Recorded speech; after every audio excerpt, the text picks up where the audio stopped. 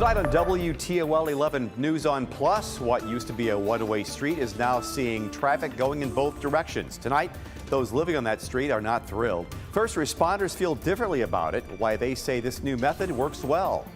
Plus, two people facing charges after a man was found beaten to death. Both suspects facing a judge for the first time today. Chris? The hour-by-hour forecast is going to bring rain back into the area, and it could be early Friday morning. First thing out the door, showers rolling into the area. The most likely chance of rain will focus on the morning hours Friday. We'll talk when dry weather returns, and how about record warmth in my 10-day forecast. That's all coming up. Dan, we'll send it back out to you.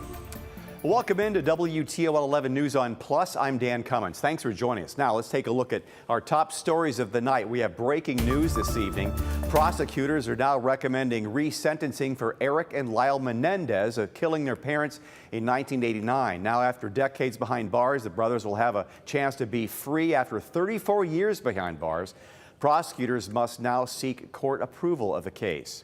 Just into the newsroom, the family of a woman who died in the care of an Oregon nursing home has filed a civil lawsuit in Lucas County against that facility. In the lawsuit, Arbors of Oregon is accused of medical negligence, recklessness, wrongful death, and residents' rights law violations in the death of 72-year-old Lucy Garcia. A coroner's report ruled Garcia's death on July 2nd was a homicide. The coroner says she died from a bed sore because of medical neglect. The lawsuit claims Arbors did not maintain sufficient staffing levels and neglected Garcia's basic needs. The family is asking for a trial by jury. A Toledo man accused of murder made an appearance in Lucas County Courthouse today. 21-year-old Ronnie Knavel and a 15-year-old are charged in the death of 57-year-old Curtis Marshall this week. Marshall was found unresponsive, beaten to death in his East Toledo home late Tuesday night. Knavel's bond is set at $1 million. He is due back in court 1 week from today on October 31st. The 15-year-old suspect is charged with murder in juvenile court. Their next hearing is set for the morning of November 7th. Well, a heads up to drivers in North Toledo. You'll see a new traffic pattern on Hon Street starting today. The change is between Bush and Cherry Streets. Not only is Huron switching from a one-way to two-way, the speed limit's also changing, dropping a 35-mile-an-hour zone to 25 miles an hour. City officials say this initiative is part of the Vistula neighborhood plan. Silver Barker has more. The next time you're driving down Huron Street in North Toledo, you may have to share the road. What was a one-way street is now a two-way. The change will affect us in a positive way. Sheldon Collins with Toledo Fire and Rescue Department says the majority of its stations use the street, and this change will make the community safer. It will reduce our arrival time, where we will be able to navigate faster. A two-way also slows down traffic, so it can be less pedestrian and vehicle accidents. Some residents who live in the area say the reduction in speed limit from 35 to 25 miles an hour is an overdue change. They need more traffic around here instead of just this one way. You know, it's been a problem for a long time, and they're finally doing something about it. But not everyone supports this new pattern. I don't know. I got 9 kids, so like when they see my kids come out, they all out here, and it's like a lot of kids right here in this area playing. Lakita Hamilton, who lives on Huron Street, says this new update is going to be a challenge for her family. It was already hard when it was just a one-way street. Now it's a two-way street. They're not going to be able to play ball or do nothing that kids was doing before they made this in a two-way street. Hamilton says people are constantly speeding down the street and blowing the stop signs. She believes a reduced speed limit won't solve that issue. They could do a speed bump. They could do a speed bump because they don't pay attention to the speed limit. In part of a statement sent to WTOL 11 from TARDA, the company says it supports an increase to accessibility in any area and will adjust to the traffic changes to accommodate riders. The city tells us Erie Street is next to becoming a two-way street, which it says will be starting soon. More than $12 million is being invested to help fix or replace aging bridges in the state, and some of that money will be used here in Northwest Ohio.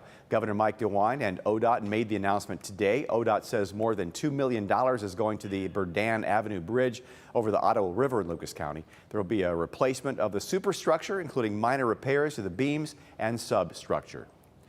Well, like them or not, roundabouts are popping up everywhere, it seems. So Lucas County offered training for the drivers. Lucas County Engineers Office, along with Lucas County Health Department and Toledo Driving School, out at Wonder Ministries on Angola. Drivers had a chance to go with an instructor to learn how to navigate roundabouts, especially the double lane ones. So they'll sit there and tell us that they struggle with these double lane, that they avoid them at all costs, and we definitely don't want that to happen with the more and more coming up in our city. Because I figured them out on my own, but I would love to hear it from an educated perspective. You know what I mean? Somebody that actually knows what they're supposed to be doing. Nearly a dozen people came out to the event. Another session happens November 18th. To learn more information, you can head to WTOL.com and visit our links mentioned page. Voting's underway, and while a lot of people have their eyes glued to the presidential election, there are others in Lucas County who are also trying to figure out which local levies they want to support. People telling us they're overwhelmed and a bit anxious about what levies they'll support. While people want to help, there's only so much they can afford to contribute. Ryan Lucien has more. Lucas County voters will see more than a dozen levies on the November ballot. And that reality has got them making some tough choices. There's certainly anxieties like there's never ever been before, because things have just changed dramatically. Being on a fixed income, that I have to be a little bit more cautious and careful what I decide to vote for this time around. It's not cheap to live, especially on your own. You know, the cost of living and stuff is pretty rough with groceries and whatnot. The ballots got requests for children and senior services, school district expenses, and emergency response funding. And for residents like Keith Robinson, there's only so much they can do to help.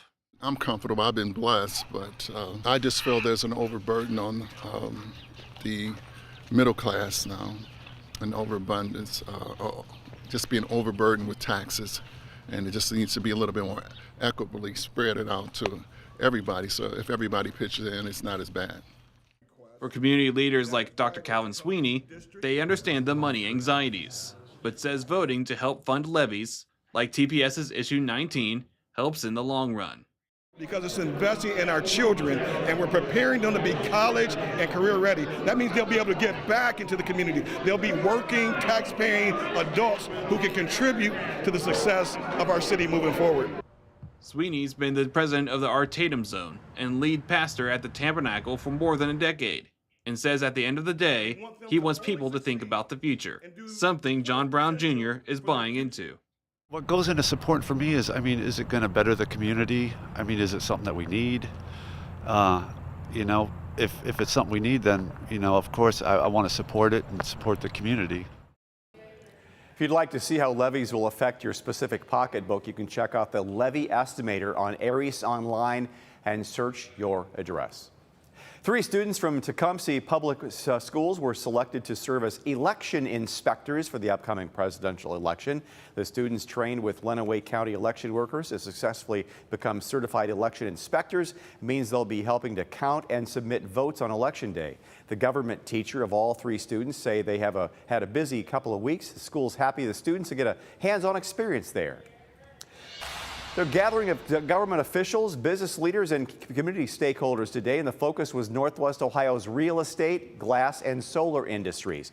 The Impact Ohio Toledo Regional Conference happened at the Toledo Zoo, billed as a chance for the DeWine administration to talk about support for Northwest Ohio business, specifically through the $42 million OI Innovation Hub announced this summer.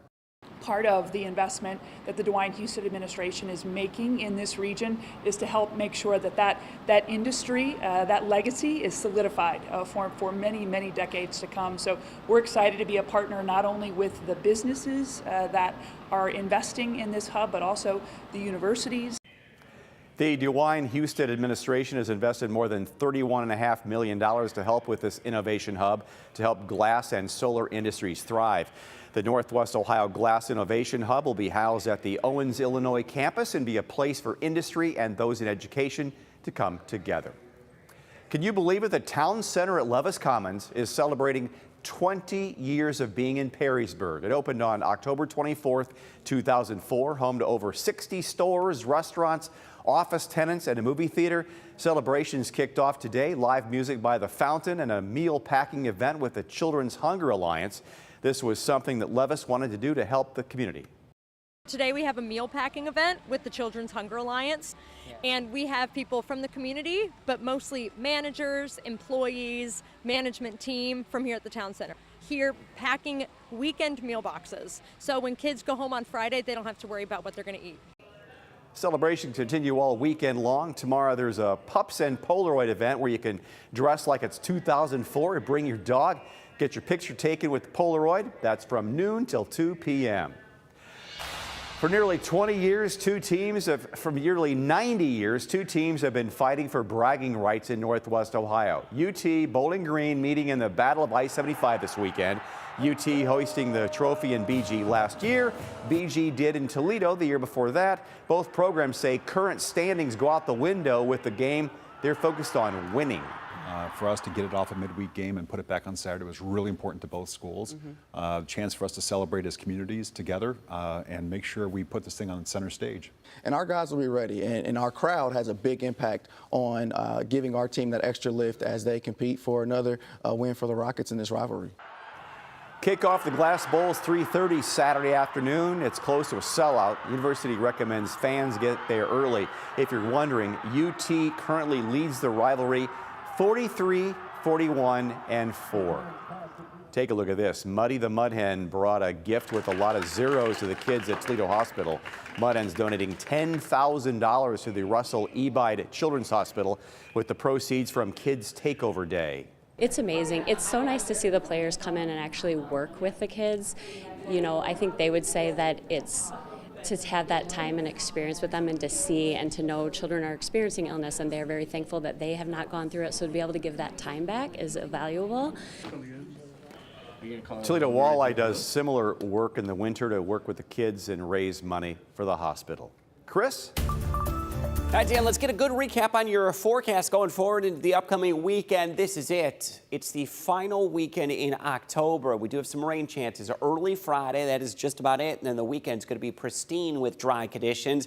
Mid-60s, some scattered showers first half of the day on Friday. We'll dry out Friday afternoon and evening into Saturday. Bright sunshine, 59 degrees the high on Saturday. And as we get to Sunday, details were very similar to Saturday, upper 50s to near 60 degrees. Had a very enjoyable day on Thursday. Most areas were right around the 60-degree mark for highs, and yet again, another dry day, but I'll widen the picture out because here it is. The next chance of rain that's going to roll in Friday morning, just showing up well west of Toledo. In fact, west of Chicago is where the active rain is. We can put this into motion, hour by hour forecast, finally tracking some rain. It really makes no difference in the growing season as the harvest well underway. In fact, soybeans ahead of schedule and corn harvest also ahead of schedule. We're dry overnight tonight with showers returning as early as daybreak or perhaps even before it. This is between about 6 to 7 a.m. West of Toledo is going to be the more favorable zone for those showers to roll into the area. It will be at least on and off light rain showers. Mid to late morning between 9 to 11 a.m. The showers could begin to taper off by about lunchtime. Most of that shower activity going to be off to the east. It will be dry the rest of our Friday afternoon and most importantly into our Friday evening as we get ready to look forward to Big Board Friday. So football game's going to kick off right around 57 degrees, mid 50s 8 p.m., low 50s by 9 p.m. So as you wrap up the second half of those football games, sweatshirts, light jackets as you dip back into the 50s, certainly going to be at least required. Gorgeous weekend weather, though, into Saturday and Sunday. Highs on Saturday, upper 50s, just shy of 60 degrees. Got the big battle of I-75 on Saturday. Sunday, upper 50s. There it is, dry and warm weather, or mild conditions at least. It is the last weekend in October, which this is very typical of this time of year. Upper 50s into the weekend, back into the 60s Monday. Look at this. It's going to turn breezy Monday. Warm and windy is going to Tuesday and Wednesday.